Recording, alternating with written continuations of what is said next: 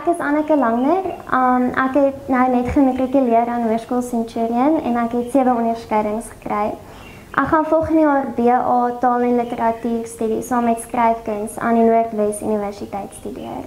Ek sê dit 100% toeskryf aan my onderwysers wat my al die pad deur geondersteun het.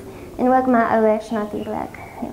Ek het kuns, drama en geskiedenis gehad, want ek het altyd geweet ek wil in die kunstige rigting gaan en ek dink dit was 'n baie goeie kombinasie van vakke want dit het mekaar so mooi geondersteun. Definitief drama. Ek het gedink dit sal kuns wees, maar die dinamika aan die drama klas was so lekker en ek het my beste vriende daar gemaak. Van kleintyd af het my ouers my lief gemaak vir lees en ek dink dis waar my liefde vir die literatuur begin het en storie vertel. En ek dink dit is 'n manier hoe 'n mens kommunikeer wat baie belangrik is om goeie verhoudings te bou.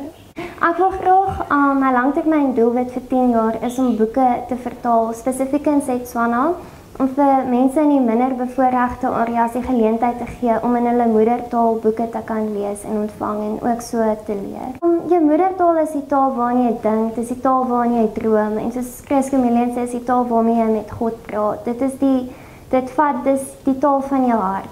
So, dis waarna mense die beste presteer. Wel, ek hou baie van Ingrid Jonker se boek Daai Vlam in die Sneeu met die liefdesbriewe tussen haar en Andrei Petrink. En sy was nog altyd my rolmodel om 'n bietjie meer van haar lewe uit te vind. Was my baie interessant. Ek sou sê die grootste uitdaging lê in jouself. Jy moet self gemotiveerd wees om jou doelwitte te bereik wat jy vir jouself gestel het. En jou gesindheid oor die werk bepaal grootendeels hoe jy gaan doen. Definitief.